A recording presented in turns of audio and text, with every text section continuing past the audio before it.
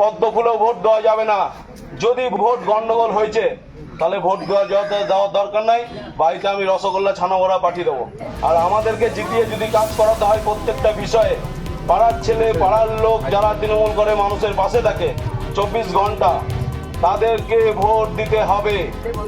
এবছর যেন ভোট নষ্ট না হয়, পরিষ্কারভাবে বলে দিচ্ছি, খাতা এন্ট্রি করা থাকবে কোন বাড়ির কে ভোট দিচ্ছে। আমরা সব পুরো মোটামুটি আমাদের ক্যামেরা থাকবে।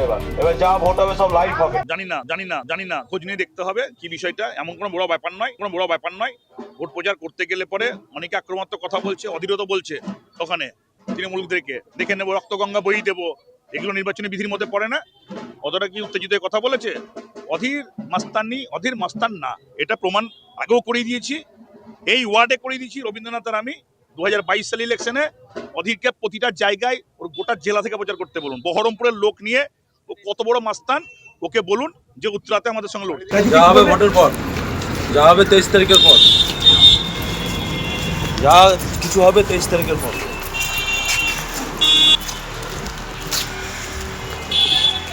যা কিছু হবে সব 23 তারিখের পর দেখা যাবে। দাদা, কিছু জায়গায় দেখা যাচ্ছে কংগ্রেসরাও সেই একই রকমের উস্কানিমূলক কথাবার্তা বলছে, সেখানে আপনাকে শুধু আটক করা হয়েছে। এইসব বিষয়ে আমি কোনো মন্তব্য করব না, আমি আমারটা নিয়ে থাকবো। হ্যাঁ, আমরা যা হবে 23 তারিখের পর। এর ভিডিও ভাইরাল হওয়ার পর নির্বাচন কমিশন গত রাত্রে তাকে অ্যারেস্ট করেছিল। কেন তাকে পেয়ার বন্ডে ছেড়ে দেওয়া হলো? নির্বাচন কমিশন কি 2 নম্বরই করছে? পুলিশ কি 2 নম্বরই জায়গায় আছে? পুলিশ যখন দেখলো যে নির্বাচন কমিশনকে চ্যালেঞ্জ করছে, তার কাছে কোন ভোট যন্ত্র আছে যে মানুষ ভোট দেওয়ার পর সে জানতে পারবে তৃণমূলে ভোট দিয়েছে কি না দিয়েছে? এত বড় অধ্যত্ব দেখার পর নির্বাচন কমিশন কি করে তাকে পেয়ার বন্ডে ছেড়ে দেয়? 23 তারিখের পর কি দেখা যাবে সেটা আমরাও বুঝে নেব। ও সর্বত্র সমস্ত জায়গায় এই দাদাগিরি মাস্তানি করে যাচ্ছে।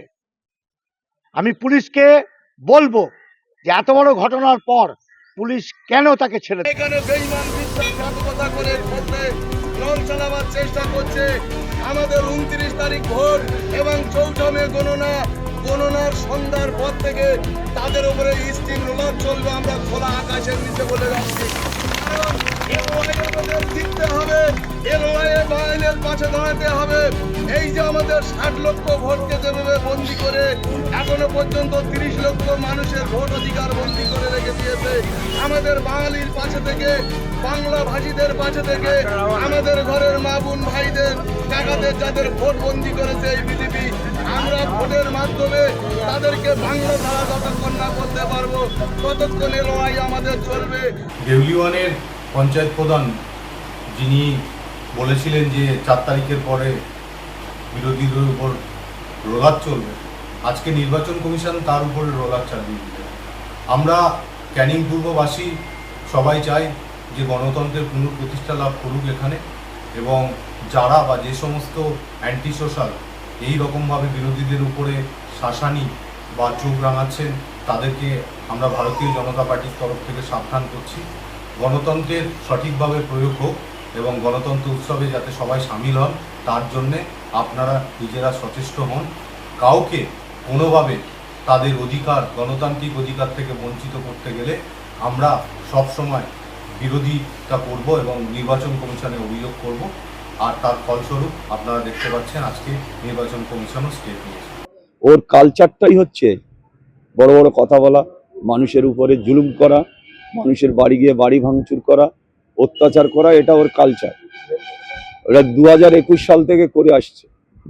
আবার এই যে নির্বাচন প্রক্রিয়া চলছে ঠিক সেই সময় এই ধরনের কথা আমরা ইতিমধ্যে নির্বাচন কমিশনারকে আমরা জানিয়েছিলাম। নির্বাচন কমিশনার নিশ্চয়ই বলেছে ওকে অ্যারেস্ট করে এনে আবার ওকে কোর্টে পাঠিয়ে দেয় যাতে জামিনটা হয়ে যায়। আপনারা জানেন প্রশাসন কিভাবে চলছে। নির্বাচন কমিশনারের কথা তো দূরে যাক, কারুর কথাই এখানকার লোকাল প্রশাসন শোনে না। এক মুখ্যমন্ত্রী আর এখানে দলের যিনি মানে এখানকার নেতৃত্ব আছেন, যিনি বড় আর কি পীর সাহেব, তানার কথা ছাড়া এখানে প্রশাসন কারুর কথা চলে না। তাই আমরা তীব্র প্রতিবাদ জানাই যে এই ধরনের কাজ, যারা এই ধরনের কথাবার্তার মধ্যে যারা থাকে তাদের তীব্র প্রতিবাদ জানাই, যে মানুষের ভেঙে দেবো, গুড়িয়ে দেবো, পিষে দেবো, রোলার চালিয়ে দেবো, আপনারা তো দেখেছেন 2021 সালে এখনো পর্যন্ত 2 থেকে 2,500 মানুষের ঘর ভেঙে দিয়েছে। রোলার তো চালিয়ে রেখেছে তো ক্যানিং পূর্বে, তাহলে বলার কি আছে? আরে ভাই ভোটের লড়াই এই এখানেই দেখবো।